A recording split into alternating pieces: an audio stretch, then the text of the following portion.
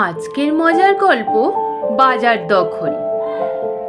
সকাল সকাল গুলটে পুটি ন্যাপলা আর সঙ্গে গোপাল সকলে মিলে দৌড়ানোর প্রতিযোগিতা করতে থাকে।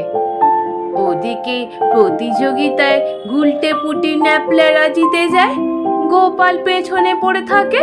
ওরা বলে, দাদু এ কি গো, আমাদের তো মান সম্মান সব চলে যাবে, তুমি তো একটুও দৌড়াতে পারো না।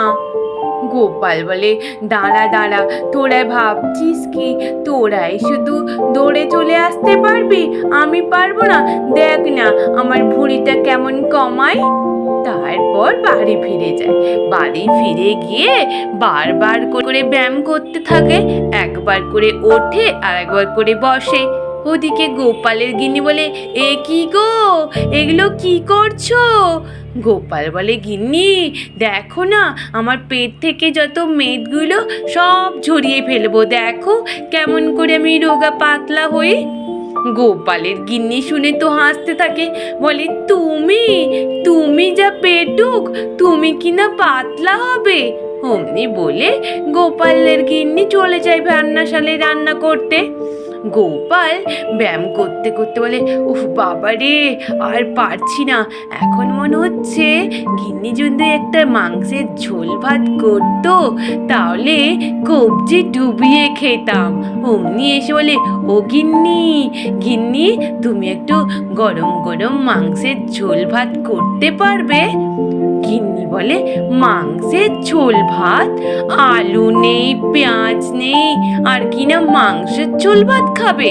বলে, দাঁড়াও দাঁড়াও, আমি এক্ষুনি বাজারে যাই, দিয়ে এক্ষুনি আমি সবজি বাজার আর মাংস কিনে নিয়ে আসছি, দাঁড়াও।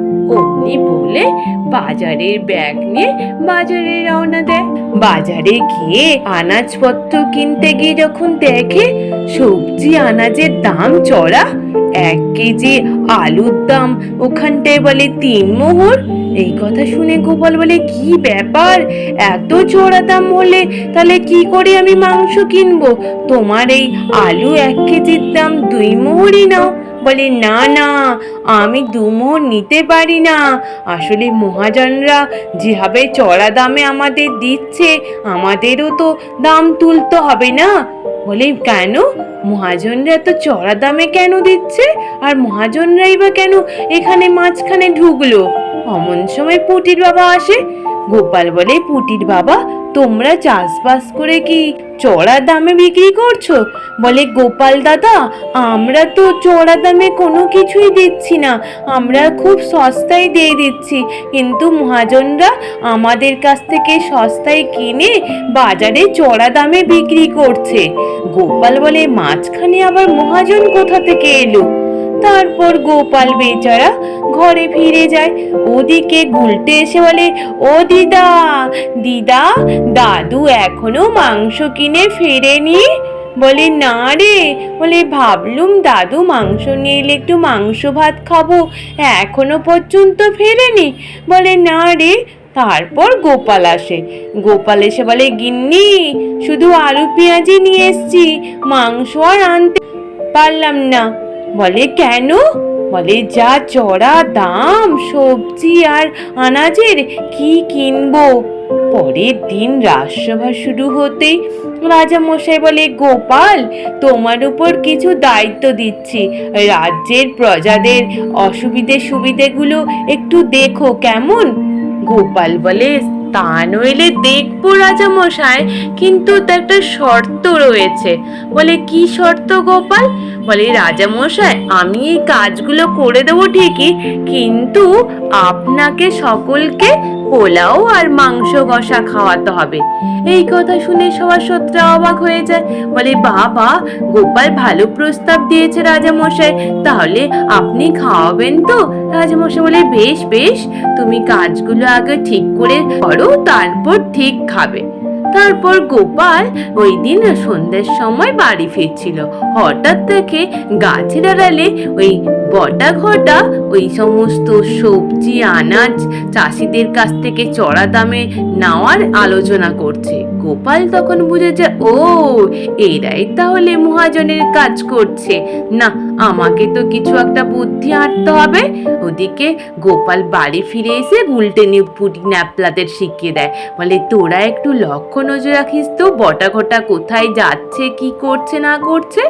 ওরা বলে বেশ দাদু, তাই করব। বলে তাহলে তোদের মাংস ভাত খাওয়াবো কিন্তু। বলে বলে বেশ বেশ দাদু, তাই হবে। তারপর ওরা লুকিয়ে লুকিয়ে সব খবর এনে গোপালকে দিত। পরের দিন রাজসভা শুরু হতেই গোপাল বলে, রাজামশাই কাজগুলো মোটামুটি সম্পূর্ণ হওয়ার পথে।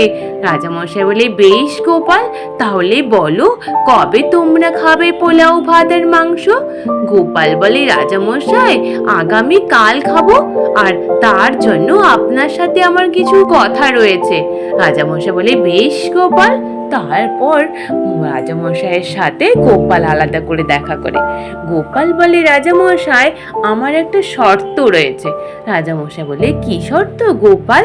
বলে, পোলাও আর মাংস কষা তো হবে ঠিকই, কিন্তু তার জন্য বাজার হাট আপনাকেই করতে হবে।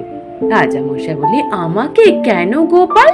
বলে, তাও আবার ছদ্মবেশে রাজামশাই, তাহলেই তো আপনি বুঝতে পারবেন না। রাজামশাই বলে, বেশ বেশ গোপাল, তাই হবে। তারপর রাজামশাই ছদ্মবেশে যখন বাজারে গিয়ে দেখে বাজার মূল্য চড়া, 5 কেজি পেঁয়াজের দাম 6 মোহর। এই দেখে রাজামশাই বলে, এ কি, এত দাম হলে আমাদের মতো গরিব মানুষরা কি করে কেনা বেচা করে খাবে? অমনি ওই সবজিওয়ালা বলে, আমাদের কি করার আছে, আমাদেরকে মহাজনরা যেভাবে চড়া দামে সবজি পাতি দিচ্ছে আমাদের তো তাই করতে হবে। রাজামশাই মনে মনে ভাবে, মহাজনটা আবার এখানে কোথা দিয়ে ঢুকলো? চাষিদের কাছ থেকে নিশ্চিত মহাজনরা চড়া দামে নিচ্ছে। তারপরের দিন রাজামশাই মনে মনে চিন্তা করে যে গোপালের সাথে দেখা করবে বলে। ওদিকে গোপালও এসে পৌঁছে যায়। গোপাল আসতেই রাজামশাই বলে, গোপাল বুঝেছি তুমি কেন আমাকে বাজারে যেতে বলেছিলে। বলে, দেখলেন তো রাজামশাই কিভাবে চড়া দামে চাষিদের কাছ থেকে মহাজনরা সমস্ত সবজি আনাজ কিনে নিয়ে বাজারে বিক্রি করছে। বলে, হ্যাঁ তাই তো, কিন্তু মহাজনগুলোকে ধরবো কি করে? গোপাল বলে, রাজামশাই 2 দিন অপেক্ষা করুন, দেখবেন আপনার কাছে তারা নিজের থেকেই এসে ধরা দেবে। বলে, তাই নাকি গোপাল? বলে, হ্যাঁ রাজামশাই। ওই দিন রাত্রিবেলা বটা ঘটা ছদ্মবেশ ধারণ করে নিয়ে দুজনে দুটো চিঠি নিয়ে দুজনে দেখা করে। বলে, এই রে বটা, দেখেছিস রাজামশাই চিঠি পাঠিয়েছেন, বলেছেন 500 মোহর করে দেবেন আর আমাদেরকে রাজসভায় চাকরি দেবেন বলেছেন। বলে, তাই নাকি রে, আমাকেও তো তাই লিখেছে। তাহলে চল কালকে যাই রাজসভায়। রাজসভায় কালকে আসে। তারপর এসে রাজামশাইকে বলে, রাজামশাই আপনি ডেকে পাঠিয়েছেন। রাজামশাই বলে, আপনারা কারা আর এখানেই বা কেন এসছেন? বলে, আমরা কেন, আপনি যে চিঠি পাঠিয়েছেন। রাজামশাই বলে, আমি কই দেখি তো, আমি তো এই চিঠি লিখিনি, এটা তো আমার হাতের লেখা না। গোপাল বলে, রাজামশাই ওরাই তো ওই সেই মহাজন যাদেরকে আপনি খুঁজছিলেন, দেখুন আপনার কাছে নিজের থেকে এসে ধরা দিয়েছে। আর ওই চিঠি আমি নিজে লিখেছিলাম যাতে খুব সহজে ওদেরকে ধরা যেতে পারে। রাজামশাই বলে, প্রহরীরা ধরো আগে ওই মহাজনদের, আটকাও আগে। তারপর প্রহরীরা এসে বন্দি করে ফেলে।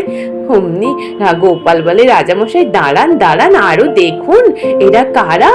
তারপর ওদের নকল দাড়ি গোপ গোপাল টেনে খুলে দেয়। ওই দেখে রাজামশাই বলে, এ কি বটা ঘটা, তোরা? বলে, আমাদের ক্ষমা করে দেন রাজামশাই, আমাদেরকে সমস্ত কিছু মন্ত্রী মশাই বলেছিলেন করতে, তাই আমরা এমন কাজ করছিলাম। বলে, বটা ঘটাকে প্রহরীরা এক্ষুনি বন্দি করো, আর বেটা মন্ত্রী, তোমার এই মাসের বেতন পুরো কেটে নেওয়া হবে, আর তুমি যেন কাল থেকে রাজসভায় না আসো। গোপাল বলে, রাজামশাই বেতন কেটে নেন ঠিক আছে, কিন্তু রাজসভায় আসা বন্ধ করবেন না রাজামশাই। একবারের মতো তো সুযোগটা দেন মন্ত্রীমশাইকে, তারপর নইলে মন্ত্রীমশাইকে কারাবন্দি করা হবে।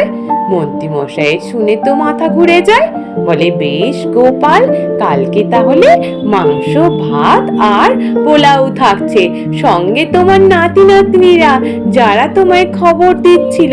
বলে বেশ বেশ রাজামশাই। আজ এই পর্যন্ত, নিশ্চিত তোমাদের সকলের ভালো লেগেছে। আর যদি ভালো লেগে থাকে তাহলে একটু লাইক আর সাবস্ক্রাইব করে দিও। আর তোমরা সকলে ভালো থেকো, কেমন? টাটা।